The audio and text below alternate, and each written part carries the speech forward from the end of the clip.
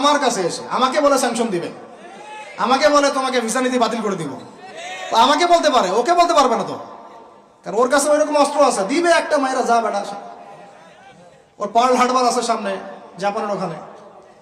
কারণ এটা এমন একটা বিষয় যে একটা যদি সে মারে আর এও তো একটা মারতে পারবে, একটা বোমা পড়লে পুরো জাতি একদম মুহূর্তের মধ্যে ছাই হয়ে যাবে, ছাই হয়ে যাবে, ছাই। এজন্য এটা যুদ্ধ এত সহজে কেউ যেতে যাবে না। এটা হচ্ছে একটা মনস্তাত্ত্বিক শক্তি যে আমার কাছে আছে, তুই মারলে কিন্তু আমি মারতে পারি, এই মনস্তাত্ত্বিক শক্তিটাই দরকার ছিল, এখন নাই। আর ভাই এগুলো আমাদেরও তো অনেক দোষ, সব কিছু তো আমরা মানুষের উপর চাপাই দিয়ে বসে থাকি।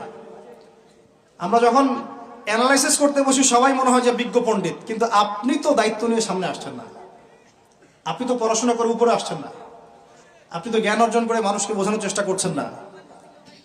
আমরা তো আমাদের দায়িত্ব পালন করছি না, করছি কি?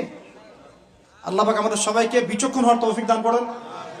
কয়টা সায়েন্টিস্ট তৈরি হয়েছে আমাদের, বলেন কয়টা সায়েন্টিস্ট তৈরি হয়েছে আমাদের জাতির মধ্যে?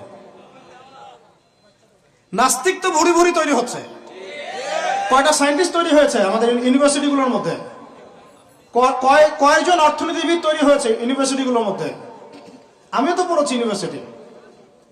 ছেলে মেয়ে একসাথে বসে গান গল্প করে, চীনা বাদাম খায়, কোনো কোনো সময় স্যার আর ছাত্রীর প্রেম হয়ে যায়। আমি বলছি না কিছুই হয় না, পড়াশোনা তো হয়, সিস্টেম তো অনেক সুন্দর, টাকা পয়সা সরকারি অনেক খাচ্ছেন আপনারা, কিন্তু এখন কথা হচ্ছে গভর্নমেন্টের যে এত টাকা পয়সা খাচ্ছেন, রেজাল্টটা কি দিচ্ছেন? কি জাতি উপহার দিচ্ছেন আপনারা? কোন প্রজন্ম উপহার দিচ্ছেন? এগুলো কি গভর্নমেন্ট টাকা আপনারা কি মনে করেন? এই ট্যাক্সের টাকাকে কি মনে করেন? এগুলো মানুষের আমানত, রক্ত ঘাম করা পয়সা। আপনাকে বেতন দেওয়া হচ্ছে, আপনাকে ফ্ল্যাট দেওয়া হচ্ছে, আপনাকে গাড়ি দেওয়া হচ্ছে, ওগুলোর দিকে তো চোখ দেন না। আমরা একটু এক্স করোলা গাড়িতে চললেই একদম নজরদারির মধ্যে চলে আসি, গাড়ি কোত্থেকে আসলো? আমার গাড়ির দাম তো 6 লাখ টাকা না 7 লাখ টাকা, আপনার গাড়ির দাম তো 50 লাখ টাকা। আর এইগুলো আমাদেরকে মানুষ ভালোবেসে হাতিয়ে দিয়েছে।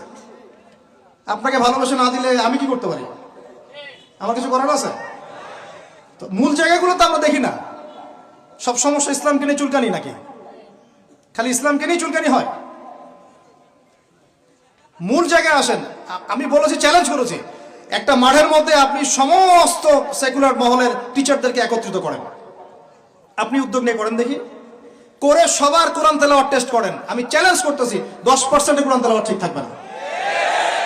তাদের হাতে আপনি একটা জাতি করতেছেন, তাহলে শিক্ষা তো এই অবস্থা হবেই। ব্যাংলাপ তো আপনাকে শিখাবে, আর কি শিখাবে? ইসলাম এবং